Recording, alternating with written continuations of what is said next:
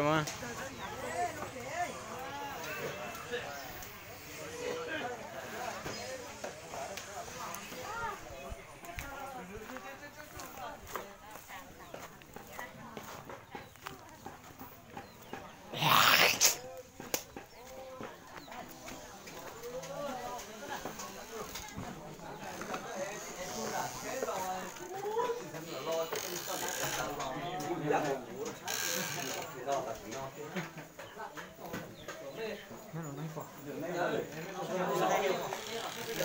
Ơi, nhóc ở tiếng nhó, ở tiếng bòเลยà?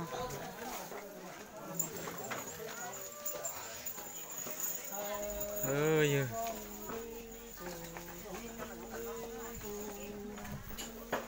giặc kế to, cuối cùng có bé cho.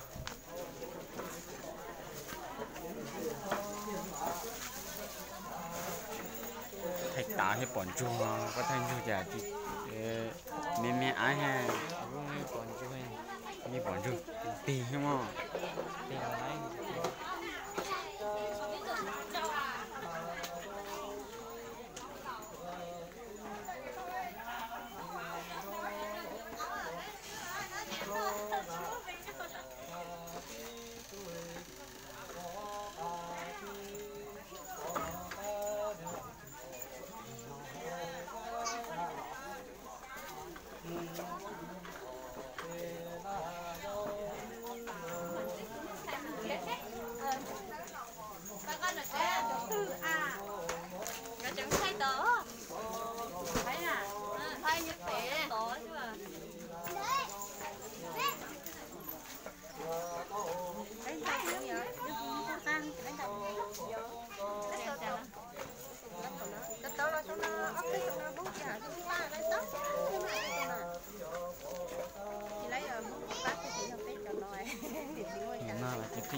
cái chuyện đó cái là buộc là cái chuyện đâu rồi cái chuyện đó mới sẽ thử dạ sao cái chuyệnนั้นđâu lại mà hay mà ilu tay chặt địa lo câu lo hơn thiên linh qua cái chuyện đâu chị chả lo tới mónนั้นđâu lo chỉ ta khứ liệu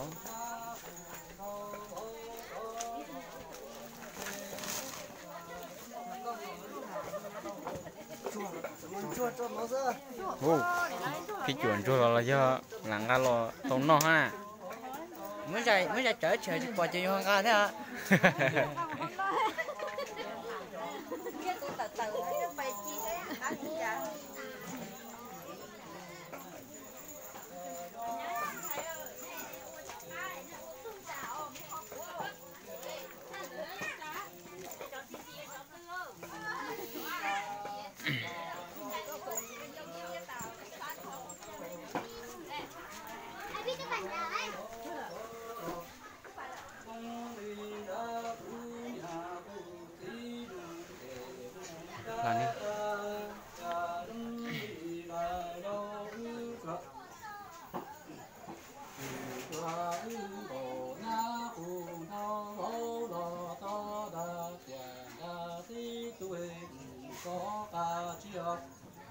có ta cú nhà tu chí tu chí cơ cú nè chế là nhau thế khó đấy khó nó tờ sao đi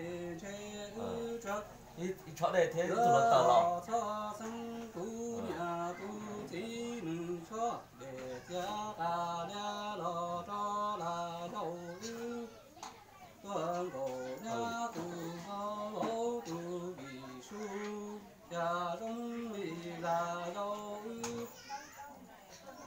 câu đi chẳng có là nhà ta thi tu trên có ta chia bỏ tóc tu nhà tu tí tu tao hay sau trong đó từ trời ở bà tu nhà tu tí cho để cho ta lẽ lo tuang đồ nhà tu nó tu bị su nhà trong đi là dấu trời của tàu cổ nhà tu cho bố lo cung điện cha tu nhà tu tí nè cam cùng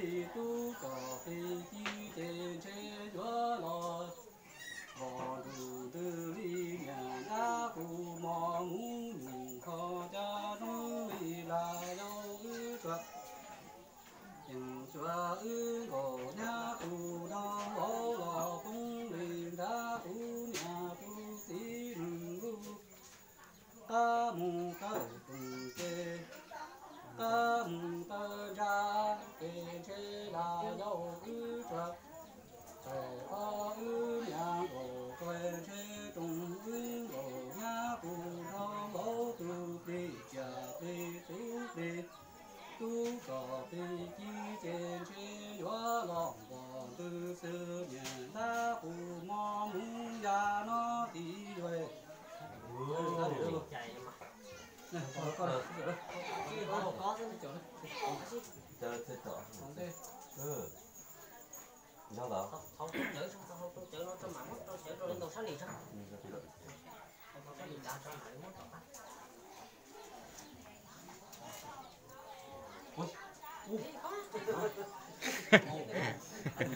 Ủa trận đấy đó tao bé tao không trả.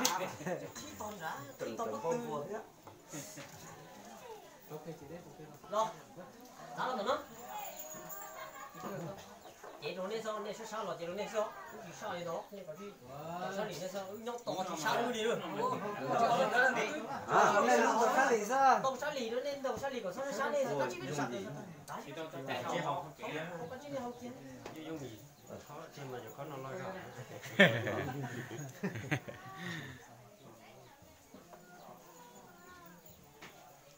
đó là còn thôi đây Chú trả chế ư? đó là còn thôi Chú trả chế.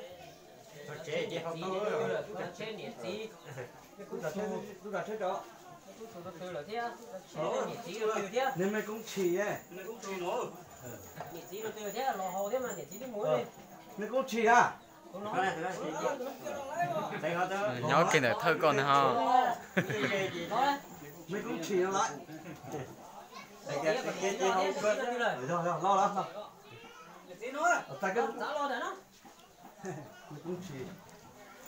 ấy trời Trở lên. không có đấy nó phát gì đấy chào cái này không thích cả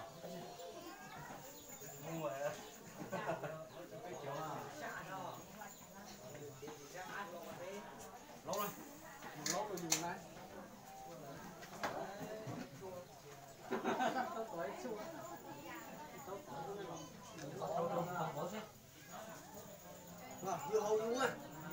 Đâu vỗ hết lẻ tại trai. Này thì thỏm lọc của hỏng ấy. Phải chẳng một thằng này nè. Đồng tiên con này tại trai theo tất cả cho nhau để đồng tiên này. tại cái gì tại cái lý do Tàn chúa đây này, tàn chúa này bây giờ này. Tàn chúa hả?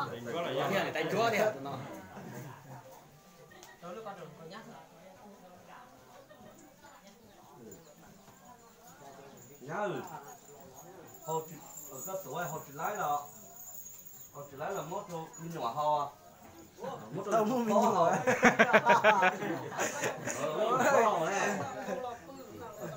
nhá hồi lái mình nhỏ ho Hồi lấy cái nó hai đứa đi sao hồi lên chỉ trong hồi này.